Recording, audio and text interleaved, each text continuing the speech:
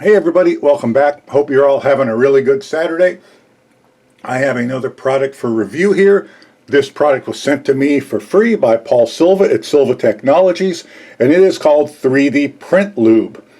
And it says it is formulated to decrease filament stringing and prevent filament from jamming. All natural oil with no artificial additives. Instructions at 3dprintlube.com.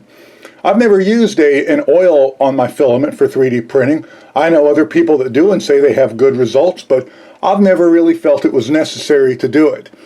Paul did provide a coupon off. I think it's $4 off for this product, and I will put a coupon, that code below in the description. And on his website, he also has something called the 3D Print Lube Challenge, and I'm going to be doing that. He also provided me with a pre-printed little oiler for the Ender 3 and a little chunk of what looks like the same sponge we use in the kitchen. You just cut it off and you stick it in there. You put 6 to 8 drops of oil in the top or the sides, and then you put a little slit in it with a razor blade, and you can see I've tested this one out just to make sure it properly coats the filament with oil. And you stick it on your Ender 3 or one on your other printer, and away you go. So let's go over to Paul's website, the 3D Print Lube website, and let's look at that challenge, because that's what I want to do here today. Okay, so here we are over at the 3D Print Lube website. It is 3dprintlube.com, and before I forget to mention it, a 20 milliliter bottle of 3D Print Lube costs $9.99. Look below in the description for that $4 off coupon. And you'll see here, this is the 3D Print Lube challenge I'm going to be doing. He challenges you to print this small stringing test, and this piece is just a part of a much larger 3D printer test by Autodesk. Paul just chopped it off just because we're only interested in the stringing test of it. And the purports that this is his before test and this is his after being with 3D Print Lube. And he's got some videos here of them both printing on his own Ender 5. He provides the G code for Ender 3, Ender 5, and I'm going to be using his pre-made G code on my Ender 3 that has the stock hot end. And I'll be using my own G code that I've sliced using the STL he provides in Cura and for other filaments besides PLA. But on PLA on the stock hot end, I'm going to use his G code because I want to give this, I want to have the best possible chance of reproducing what he has done here and his results. Then we'll go on and we'll do my slicing, and we'll see what I get on the all metal hot end and other things. So, anything else I need to tell you about this before I go on? I can't think of anything, so I am going to cut away. I'm going to do some printing, and I will be right back. Okay, so as you can see, I've been doing some printing. I have printed 18 of these 3D Print Lube challenge pieces, and as you can tell, maybe I have broken a few. They are very, very fragile, and I don't do very good with not fragile things or fragile people. They all seem to have trouble around me. So I'm going to try. Oh, and before I go any further, let me tell you that some of these were done on my Ender 3 with the stock hot end, and some were done on the Ender 3 with the all-metal hot end. Even my Ender 3 with the stock hot end is not a stock Ender 3. It was also one of the first 500 Ender 3s ever made. I was on the pre-order list.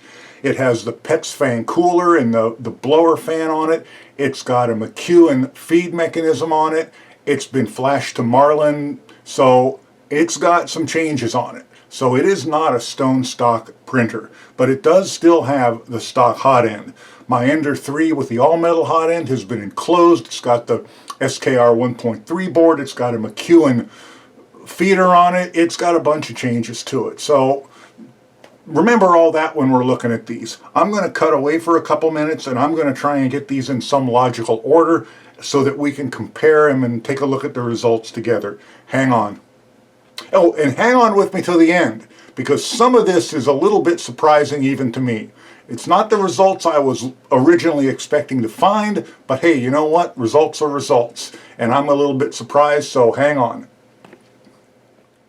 Okay, I am going to try and run through this with as few cuts and re-edits of this as possible, so bear with me if I stumble over my tongue and sound like an idiot from time to time. When the camera turns on, I tend to talk like a 15-year-old high schooler talking to his first girlfriend. You know, so kind of bear with me for a few minutes. Okay, this is my favorite cheapo PLA. It's $12.99 a roll on eBay. I've probably printed 50 rolls of it. I have really, really good luck with it. So, and I've got them marked on the back, dry and oiled. And let's take a look at them. And as I may have mentioned before, I have very little stringing issues with PLA. So I'm not exactly sure, looking at Paul's challenge videos and his pictures, I'm not sure exactly what he's done to get that level of stringing that he's curing with 3D print oil. But you can see the results here. There's very, very little stringing on both pieces, and quite frankly, there is no appreciable difference between them. So that's my cheapo PLA on the stock hot end. Moving on. The next two up to look at, God, these things are so fragile. This is the white hatchbox that I abused in the moisture test. It's been sitting open on my shelf ever since then. I have not dried it. I have not done anything else to it. So we have dry and we have oil. And we're going to take a look at them. And this filament, even dry, is a little stringier, and I have not dried it, but the humidity here for a long time has been very, very low. Only in the past couple days has it jumped up into the 30s. But we had a week there where it was below 10. And I mean, I was running a humidifier in the room just so I could breathe a little easier, because I get a dry cough when the humidity stays that low for that long. So there we have it, Hatchbox White Filament. And they both have some stringing on it. I'm not going to tell you that I think one is any better than the other, dried and oiled. White Hatchbox PLA, Ender 3 stock hot end. Now, this filament was a little stringier. I got this for a client because they wanted this color of orange, and I had to spend about an hour when I was done printing what they wanted, cleaning all the stringing off it. I was not happy with it at all. It was called something like 3D Best Filament, and it was picked for the color, not for anything else. And we have dry here and oil here. And I mean, I broke this one too. This one is even stringier than the Hatchbox. This one was not involved in any test, but it has been sitting open on my shelf in my current humidity. And for those of you who don't know it, I live in the Arizona desert where it is very dry. It's only been in the last few days where the humidity has gone up into the 30s. Normally it's in the teens somewhere. So there you have it. Again, I don't really see an appreciable difference between these two. And dry and oiled, 3D Best, stock Ender 3 hot end. This is with the G code provided by Paul at Silva Technologies. Moving on. We have now moved over to the Ender... No, we haven't. I'm still on the Ender 3 with the stock hot end. This is my black PETG, which has always been stringy and blobby to me, which is one of the reasons why I don't like using PETG very much. So you might not be able to see it, but I have a marked dry and oil, dry being this one, oil being this one, and I just bumped it and broke another chunk off of it. God, I hate fragile stuff. So dry and oil, dry on the left, oiled on the right. And again, I see no, and this is Pryline PETG, by the way, and again, this has also been open for a long time. I have used this to print my fan cover video, and all the way back to my challenge coin video, way back, my maker coin video, not challenge coin video. And there you have it. Honestly, once again, I see no appreciable difference. Ender 3, stock hot end. This is my G code. I sliced in Cura. And moving on, now we're moving to the enclosed Ender 3 with the all-metal hot end. And I can't even see the writing on the bottom anymore, but I know which is which. This is ABS on the all-metal hot end. I sliced this in Cura myself. And here you go, I broke one of them off. But to be quite honest, you know what?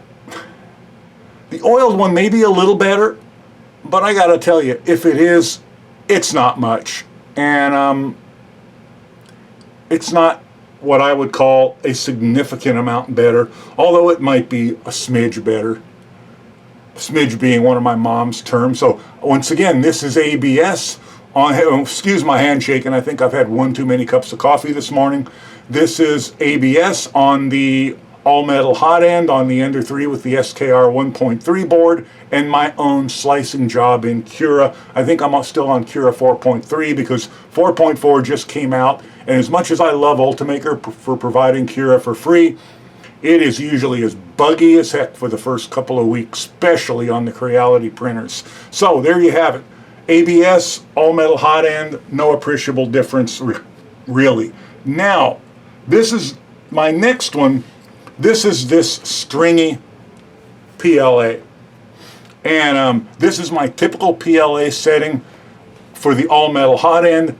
It has 1 millimeter of retraction and dry on the left, oiled on the right.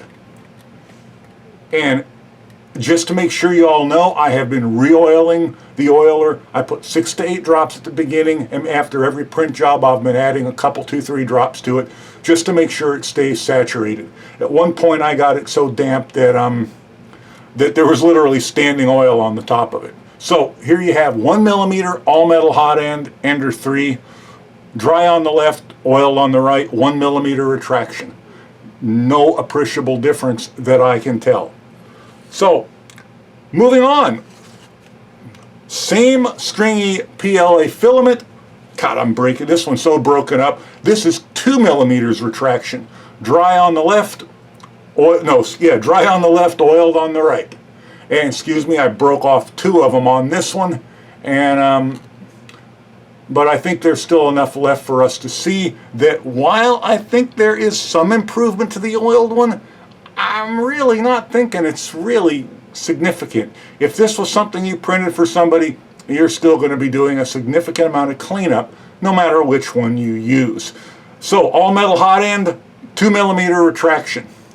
So, I have never gone beyond 2 millimeter of retraction with the all-metal hot end without getting a jam. So, but you know what? I love you guys, and I really want to see if this is the best we can do. So, 3 millimeters retraction, all-metal hot end, no oil, jam after about, I don't know, probably 11, 12 minutes is when I first noticed it. So, I got a nice little toolkit for clearing jams, so I cleared the jam, and I thought, well, you know, the tools are out, let's try it with the oil. So, 3 millimeters of retraction, oiled, it printed all the way through without a jam.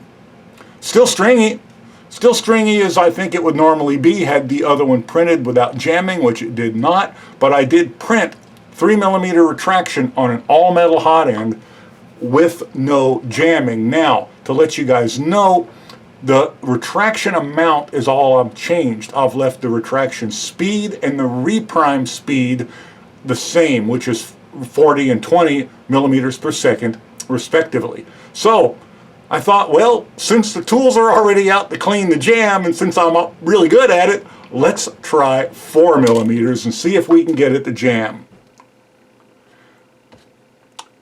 Oiled, 4 millimeter retraction, printed all the way through without a jam. Still stringy, but because of the higher retraction level, it's less stringy. I was absolutely shocked that 4 millimeter retraction on an all-metal hot end with PLA printed all the way through. This takes about 1 hour to print. I have never gotten past 20 minutes or so with an all-metal hot end with this much retraction without a clog and a jam. So, again, my normal retraction amount on the Ender 3 stock PTFE tube hot end is 5 millimeters. The tools to clear it out are already sitting on the desk. You know what? Why not? Let's try 5. So here's the result. Oiled, 5 millimeters of retraction, 1 hour print, printed all the way through without a jam. Amazing. Absolutely, completely amazing to me to do 5 millimeters of retraction on an all-metal hot end, a 1 hour print without a jam. But there it is. Proof is right in front of you. So, what can I say? What did I learn from all of this before I throw it all in the trash? Because all I'm going to do is bust it and have the little pieces to it all over the place. What did I learn? Well, for starters, I'm not sure exactly why Paul at Silva Technologies is getting all that stringing on his PLA prints from his Ender 5. I have never gotten that kind of stringing, so I can't tell you what the 3D print lube was curing for him to making it string less. The fact that it did is amazing to me, but I could not reproduce that stringing on the stock hot end, so I cannot reproduce what the 3D print lube cures. However, 5 millimeters of retraction on an all-metal hot end. To me, that's amazing. And $10 for a bottle that will probably last you a year or more of printing constantly, you know, that's a no-brainer for me, because I despise clearing jams. I despise clearing stringing off. So 3D print lube is going to be on my next to my machine, right along with the hairspray and the other tools I use for my all-metal hot end. And that is that. $9.99. And I'm not getting any kickbacks from this, guys. This is just all for you. The $9.99 bottle will be a $4 code off on the bottom. Please leave your comments and questions below. Paul, if you watch this video, when you watch it, if you want to comment below on why you think I'm not getting the same kind of stringing you're getting and what you think the 3D print lube solved for you during your challenge, I would be happy to hear it. And I'd be happy to revisit this test too in the near future if we come up with something new. That's it for today, guys. I hope you enjoyed it. Have a great weekend. Please like and subscribe, and I will catch you the next time. Oh, and on the next one, we're going to do the clear ABS. I think it's the Solutech. I'm going to drag that out because I got some stuff I want to do that light can shine through, and since I failed so miserably with polycarbonate, and I have some new ideas on polycarbonate people have left me, some fairly realistic and some way out in left field. So we're going to try the clear ABS and see if it will do what I was hoping the clear polycarbonate would do. Have a great weekend, everybody. I will catch you the next time. Bye for now.